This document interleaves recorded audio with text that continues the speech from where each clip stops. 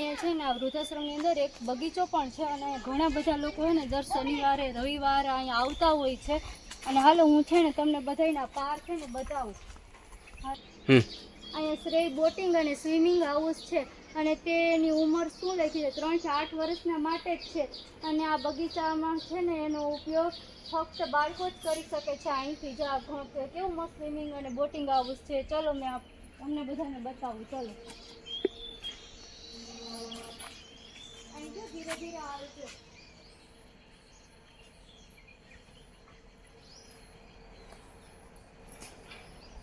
દર્શન કરાવું છું. ગણેશજીની આ મસ્ત મૂર્તિ છે. હાલો આપણે એમાં દર્શન કરી લઈએ. હવે આગળ હું તમને છે ને બગીચો બતાવું. હાલો ઘણા બધા છે ને પક્ષીઓ પણ રહે છે. જો જેમ કે બતક છે. અહીંયા સફેદ હોલા છે પણ અત્યારે તો કંઈ દેખાતું નથી. જો આપણે અહીંયા સફેદ સસલા છે. જો બધે ઝીણા ઝીણા ઘાસ ખાઈ રહ્યા છે સફેદ સસલા. હવે આ એક નવી જગ્યા છે સફારી બાગ. ચલો આપણે સફારી બાગમાં અહીંથી ધીરે ધીરે જાશું. ચલો અંદર જીરાફ છે, આ ગેંડો છે, આ જીરાફ છે, આ હાથી છે અને ઘણી બધી અને બધા જીવજંતુઓ છે, પશુ પક્ષીઓ છે અને આપણે બહુ જ મજા આવે છે. અને તમે બધા અહીંયા આવશો તો તમને પણ બહુ જ મજા આવશે.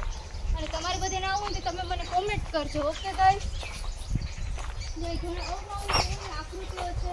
ઘણા બધા કુદરતી દ્રશ્યો પણ આપણે જોવા મળે છે. જૂના જમાનાના ઘર પણ આપણે જોવા મળે છે. ચલો પહેલાંના જમાનામાં જે માણસ કેવી રીતે રહેતા હતા, આ બધા આવા ઘરમાં રહેતા હતા. અને પહેલાંના જૂના જમાનામાં આવી રીતે આવા ઘડાઈ હતા. જો અંદર બતકું અને હાલો હું તમને જૂના જમાનાની ઘણી બધી વસ્તુઓ પણ બતાવું. ચલો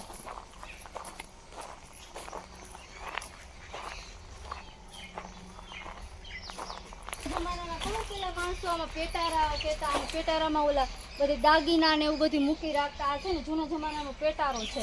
આ પછી બાળકોને સુવડાવવામાં જૂના જમાનાના ઘોડિયા. અત્યારે તો આપણા જમાનામાં મળતા નથી. અત્યારે તો બધા ઓલા આવી ગયા છે ઇલેક્ટ્રિક. અત્યારે તો પેલા જૂના જમાનાના હતા ને તો આપણે બહુ જ મજા આવે જોવાની. કેમ કે આવું તો આપણે જોયું ના હોય.